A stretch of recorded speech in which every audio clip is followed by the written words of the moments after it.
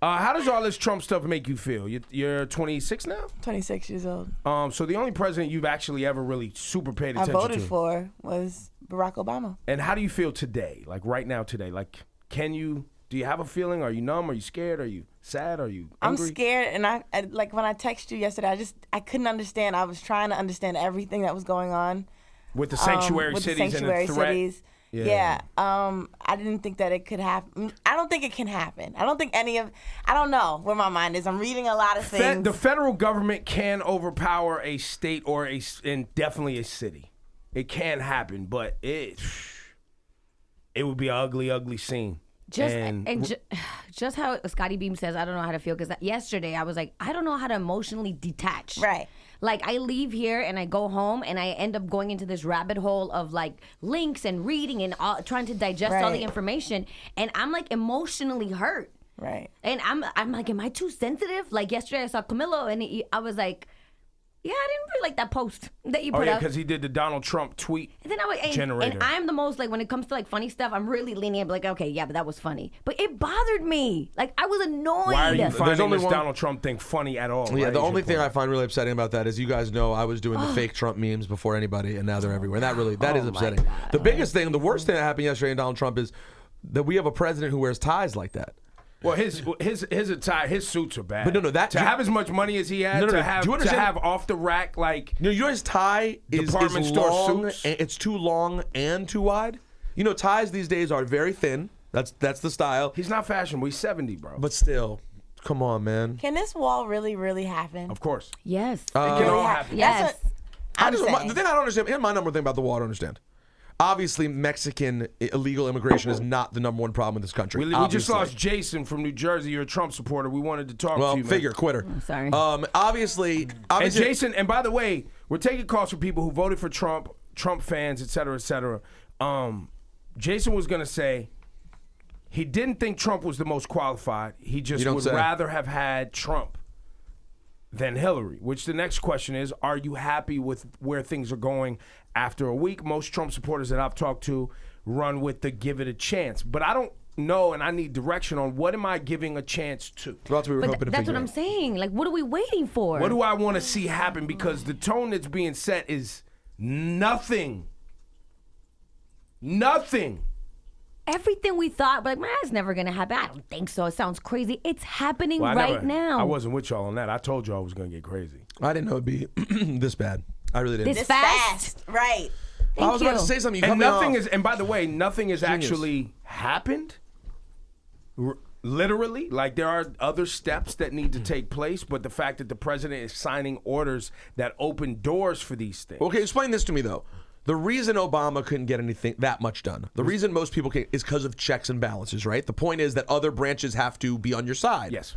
So is that same checks and balances that prevented Obama from getting anything done that he wanted to get done, isn't that going to be what also saves us from Trump getting things done? But he's got the GOP. I mean, it's but the GOP Republicans run all of the branches now. But some of the things that he wants to do are extreme by even those branches. But those so Republicans, you would have to see Republicans stand their ground. So we want people like Paul Ryan to not be gutless. Is what we're saying.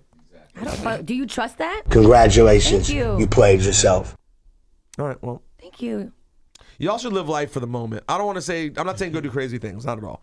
But I would say if you're thinking about taking a trip, doing something nice in the world, you wanted to have a kid, you probably should go for it. I would just go ahead and get it done.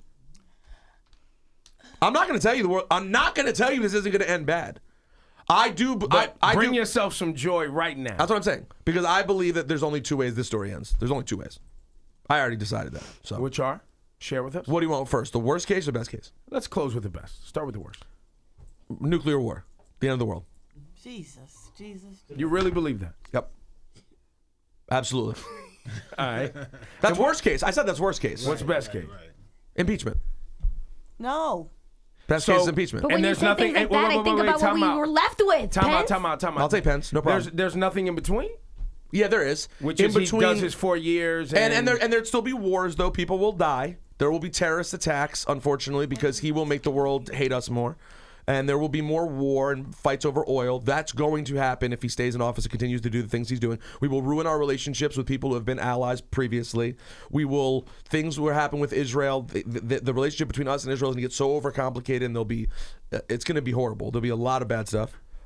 Or impeachment. Now, let me explain impeachment, because everyone then throws your hands up and goes, oh no, what about Pence? Let me explain something about Pence. Pence is terrible on gay rights. He's terrible on many issues. What you have to understand about the difference between Mike Pence and Donald Trump is he is a traditional conservative politician. He's a bad guy politically, okay? He is not a dangerous menace. He will not go recklessly attacking the world. We've had other really conservative bad guys as president. They don't go ruin the world. They just are politicians. He's at least a polished politician. He can do his job and not put us in danger. You heard it here first. Is that a hot take? I don't think so. I thought this is what everyone thought. Laura, why are you about to cry? I thought that was very average. I'm sorry. Laura's literally crying. I didn't mean to scare everyone. That's what I'm telling you. I think I'm so sensitive. I'm scared. And I am scared.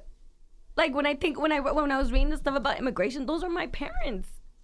Like my parents came here illegally and they worked hard to get their papers, but I think about families like that. I think about my parents, like Shawnee's parents. These are our families, Deani's family. These are our families. You know, people take this stuff lightly, and we've been on this radio for many weeks and months warning y'all that it could get crazy, and we are approaching insanity. It's already crazy. They asked him yesterday, they said, Muir said, can you promise the now legal children of illegal immigrants, known as dreamers, that they will be okay? Because that's something that's always been okay in America. If your parents came illegally, but then you were born here, you're good. That's right? us. That's us in this room. A lot of that's you guys, us. right? Mm-hmm. He said, can you tell us that those people will be okay? Because a lot of people are scared. He said, I will have an answer on that in 3 to 4 weeks. Oh my God. He said, can you tell us that they will definitely be okay? He said, you'll know in 3 to 4 weeks. So I said, so the answer then, by the way, the answer to that is, then no, I cannot tell them they will be okay.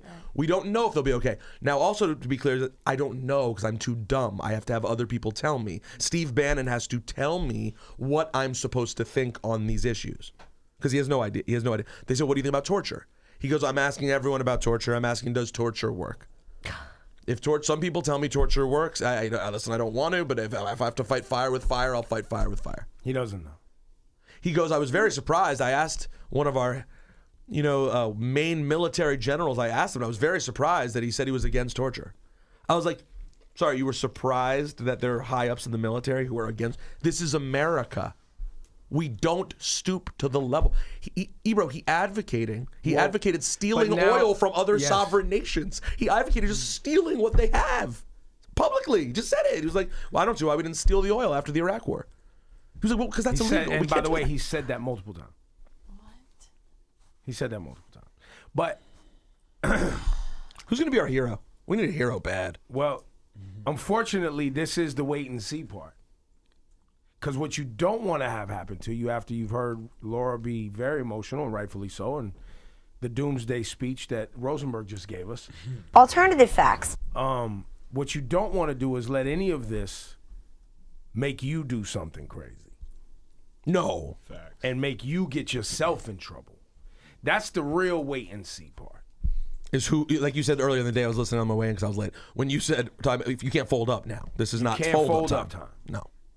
Laura, don't fold up. You stand up won't. straight, All right. hold your chin up. And remember, there are, and I do want And to say. we will be talking to the mayor this morning because sanctuary cities like Los Angeles, like New York City, like Pittsburgh, right? I think Miami's in there, Austin, Yes. Texas, these cities where if you are an illegal immigrant and you don't have your papers, those cities are not out here rounding those people up if you're not committing crimes.